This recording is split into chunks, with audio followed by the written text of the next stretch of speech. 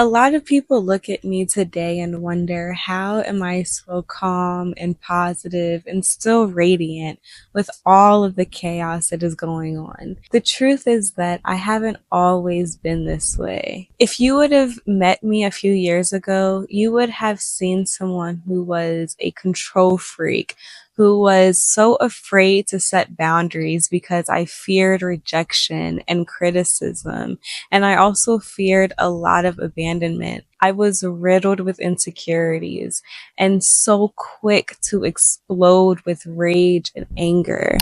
However, life had a way of breaking me down and humbling me, but also teaching me the areas where I needed to grow so that that way I could have a life that is full of peace and love and prosperity. So a few years ago, I was diagnosed with complex regional pain syndrome after I had a surgery on my wrist. And this completely shook my world. Everything that I thought that I was completely flipped on itself. A lot of the things that I had in my life at the time vanished. The job that I had, I was no longer able to work because of the pain. And even in terms of my relationships and friendships and my finances were in disarray. And a lot of what I was experiencing was a transformation. So over the past 2.5 years, I've gone through this incredible healing journey. And now I can confidently say that my pain is very minimal, if there's any. And I actually use it now as an indicator to tell me when things are in alignment with me and are not in alignment with me. And I've completely alchemized the physical pain, but it all stemmed down to what was going on inside of me. Something that was revealed to me throughout this process was that because I did not love myself fully, I continued choosing chaos over peace, and I continued choosing other people over my own happiness. Throughout this entire journey of learning how to heal myself, learning how to get rid of the physical pain, it has actually made me go inward and to relieve myself of the spiritual pain or of the metaphysical pain that I was feeling and that I was carrying and holding on to.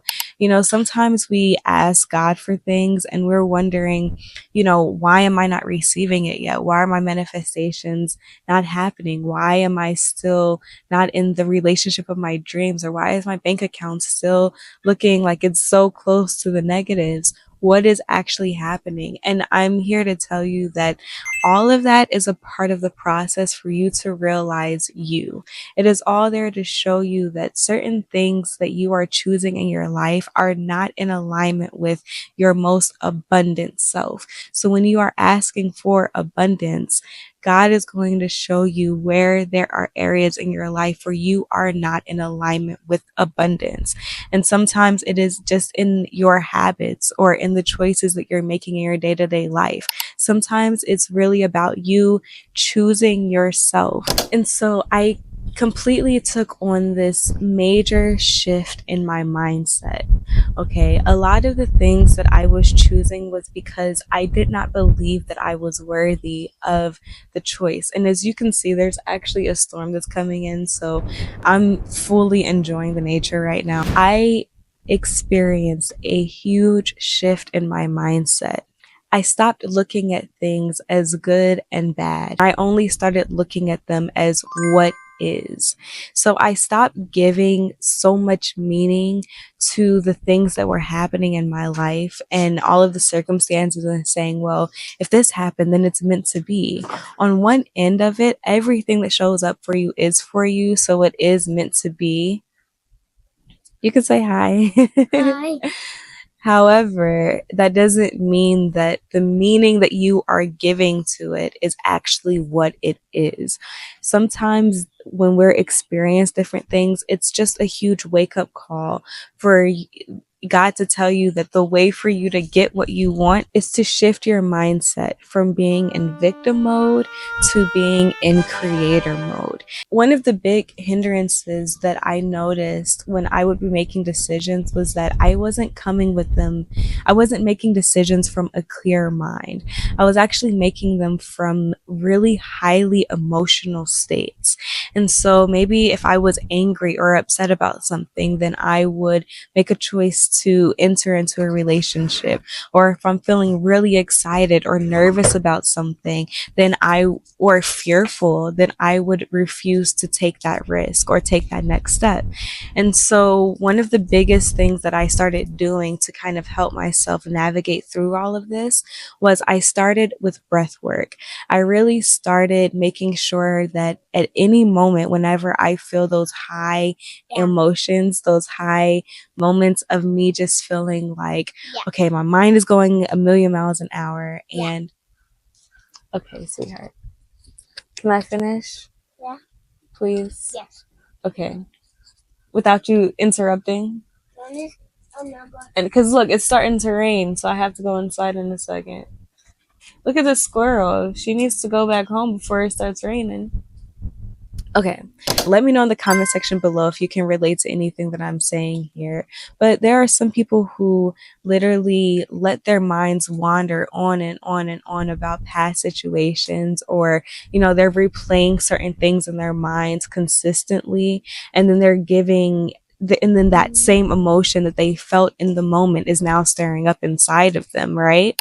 Or maybe you can also relate to maybe the people who are consistently thinking about their future. I was in both boats. Okay. I definitely was an overthinker to where I was thinking about the past situations and my future and kind of doing them at the same time. And then wondering, why am I losing so much sleep at night? Why am I so depressed? Why am I just full of anxiety? And it is because I wasn't taking the moment out to be in the here and now. And so a key way to do that is to practice breath work.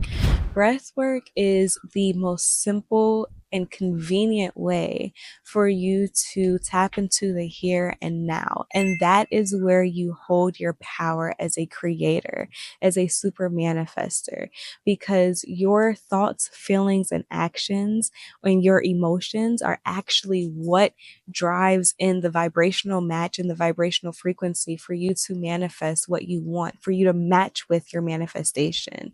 And so if you are in the here and now, you can navigate that and say, you can actually step into that and say, in this moment, I'm going to practice gratitude for everything that I have, for everything that is coming, and for everything that has been. And in those moments, you realize that you actually get sort of an upgrade or an energy boost, because now you have taken control over the moment. When you step into the present moment, the here and now, you just sit back and you enjoy the ride.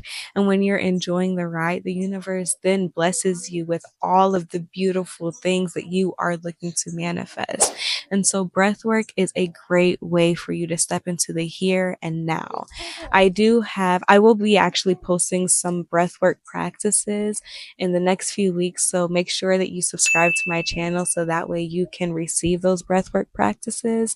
So that is my secret on how I remain so calm and how I am still so grateful and how I'm still so radiant. A lot of it just has to do with being in the present moment and practicing consistent gratitude. God always provides and over delivers when you remain in a state of gratitude and breathing a lot. Okay, there's a lot of breath work that is involved. So if you have found any of this helpful, don't forget to hit that subscribe button and the like button. Share it out to whoever you think may need the video. And don't forget to spread love, okay? I love each and every one of you. I'm going to talk to y'all soon.